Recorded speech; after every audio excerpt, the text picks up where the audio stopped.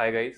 मैंने अभी रिसेंटली आपके साथ एक वीडियो शेयर की थी जिसमें मैंने बताया था कि जो यंग कपल्स हैं जिसमें मेल पार्टनर्स का मेल हार्मोन लेवल थोड़ा सा लो होता है, टेस्टोस्टेरोन लेवल उसको कहते हैं, जो लो होता है, और जो इनफर्टिलिटी की प्रॉब्लम से गुजर रहे हैं उनको काफ़ी बारी जो है ये बोला जाता है कि टेस्टोस्टेरोन लो है, आप उसी की वजह से इनफर्टिलिटी हो रही है और आप जो है टेस्टोस्टेरोन का इंजेक्शन लगवा लो, ये बहुत अच्छा इंजेक्शन होता है और इससे आपके इनफर्टिलिटी की प्रॉब्लम सॉल्व हो जाएगी।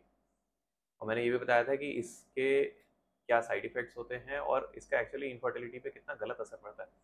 अब मैं आने वाली स्लाइड्स में आपको ये बताऊंगा कि कैसे अगर बॉडी को स्टिमुलेट किया जाए कि वो अपना टेस्टोस्टेरोन खुद बनाए, उससे एक्चुअली कितना ज़्यादा फ़ायदा हो सकता है। ब्रीफ में अगर मैं बताऊं तो आप नेक्स्ट स्लाइड्स में देखेंगे कि एक यंग पेशेंट्स थे, उनकी शादी को कुछ समय हुआ था और उनकी वाइफ काफ़ी यंग थी और उनको कुछ इनफर्टिलिटी की प्रॉब्लम आ रही थी, बच्चा नहीं हो पा रहा था। वो मेरे पास आए थे दिखाने के लिए। काफ़ी सारी रिपोर्ट्स उनके पास पहले से थी। उनका स्पर्म काउंट जो है प्राइमरीली लो था और उनका टेस्टोस्टेरोन लेवल भी काफ़ी लो था। अब आप ध्यान देंगे कि अगर आप लैब की रेंज के हिसाब से देखें तो वो टेस्टोस्टेरोन वैल्यू काफ़ी हद तक नॉर्मल है, लेकिन अगर आप एक पेशेंट की नज़र से उसको देखें, अगर आप एक यंग आदमी की नज़र से देखें तो वो टेस्टोस्टेरोन लेवल काफ़ी लो है।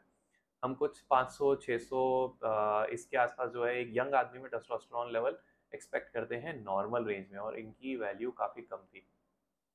बाकी हार्मोन्स इनके काफ़ी हद तक जो है नॉर्मल रेंज में थे। तो बजाय इसके कि बाकी लोगों की तरह मैं टेस्टोस्टेरोन लेवल दूं और एक लैब रिपोर्ट को ठीक करने के लिए बस टेस्टोस्टेरोन लेवल दूं और जिससे इनकी फर्टिलिटी की प्रॉब्लम और भी ज़्यादा बढ़ जाए, मैंने दूसरी अप्रोच अपनाई जो कि साइंटिफिकली वैलिड अप्रोच है, जिसमें इनको ऐसी दवाइयाँ दी, जैसे ऐसी थेरेपी दी जिससे इनकी बॉडी अपना टेस्टोस्टेरोन लेवल खुद बनाए।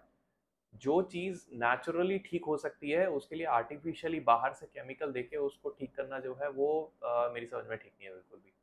तो मैंने इनको वो दवाइयाँ दी जिससे कि बॉडी जो है खुद से अपना टेस्टोस्टेरोन लेवल बढ़ाए। अब उस टेस्टोस्टेरोन का जो राइज था, उसका जो बढ़ना था, वो बहुत ड्रामेटिक था इनके केस में। इनफैक्ट 2 महीने में इनका टेस्टोस्टेरोन लेवल जो है डबल हो गया था, नियरली नॉर्मल हो गया था इनकी एज के हिसाब से।